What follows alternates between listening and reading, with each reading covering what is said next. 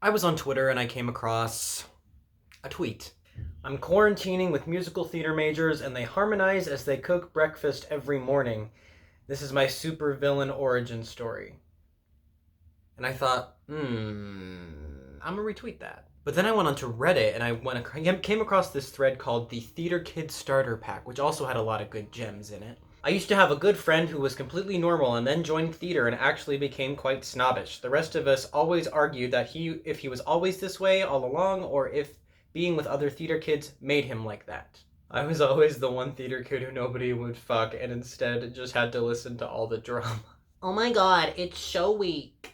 At graduation, the theater kids put on a final show where they forced everyone to sit through their tone-deaf singing, and afterwards they said, "This is the last time you get to see us perform without having to pay a lot of money." Or this one's kind of long. College theater kids are the absolute worst. I have a BFA in acting, and you could always spot the ones who wouldn't make it through the program because they were the ones whose entire personality was wrapped around the fact that they did theater. Honestly, the best actors I had seen in that program were ex-high school athletes and older students going back to college after a long hiatus. People that were humble, not afraid to make mistakes, and truly took every opportunity they had to make themselves better. A lot of these college theater kids would come in with a lot of raw talent, and then they would waste 4 years of education because they were unwilling to admit that they weren't the perfect actor. I think it's very important in whatever field you choose to pursue that your mind is not all consumed by that one field. Because if your entire personality revolves around the fact that you are doing X job, you immediately become a cartoon character. It just zaps away all the dimensionality that you might have had as a person and just squashes you down into being one thing and one thing only. And that one thing might be breaking into show tunes in your college's dining hall. Which, in and of itself, is not a bad thing. If you have a song in your heart and you want to sing that song, you might as well sing that song. But what I'm saying is that there is a time and a place to do that.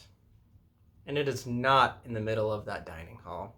What that does is give people who are not in theater or the arts of any kind a bad impression of who these kinds of people are.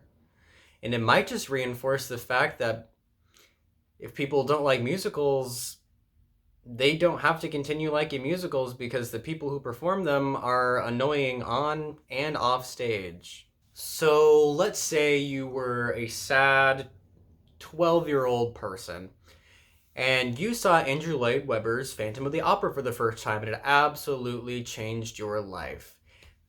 That show is what put you on your trajectory to be a performer full time. You have big dreams to make it on Broadway or whatever, but your parents tell you you have to go to college.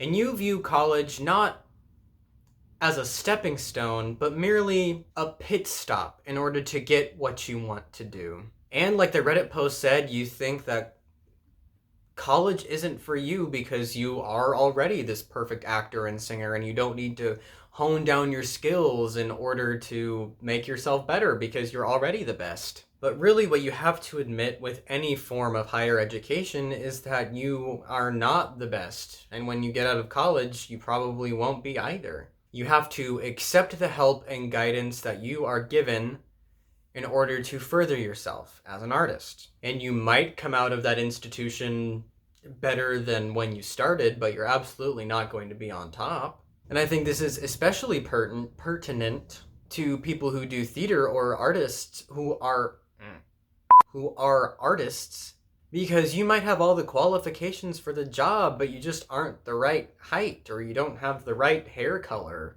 And that kind of rejection hurts, especially when you come out of a program that you'd been cast in every show in for like the past 3 years. What I'm saying is actors go to college to learn how to be actors, not just the acting part of it, but also the tech and business side of it. And I think a lot of what the Reddit posts and that tweet were saying is that the worst of what comes out of these institutions are the people who only view themselves as performers and makers of art, who don't really feel they have any flaws and can just go to New York and make it. And I'm not saying that's not possible. It is definitely possible. Some people do it. But if you want to learn to be a good actor, which encompasses not only the performing, but also the trades and also the business part of it, you just need to swallow your pride and accept the fact that you need help. You're not put upon because nobody understands your art. You feel put upon because the raw talent you have was not directed in a way that will make you a good professional. And just so you don't get crazy with all the rejection that you would possibly get from auditions, you should have other hobbies, other jobs. And I know some theater programs in college are a little weightier than others, but you should look into getting another major or at least another minor just to widen your skill set. If you're a good performer and like how scripts work, you should take some playwriting classes or creative writing classes, and you can get a good English degree so you can at least write when you're not performing. Or sometimes actors make really good lawyers. There are really a bunch of other things you can do besides blaring into a song in your college's dining hall. So don't get too wrapped up in your art and the art of performing, because you are more than just that. You are more than one thing, and I want you to remember that. This is Dustin signing off, but only for now.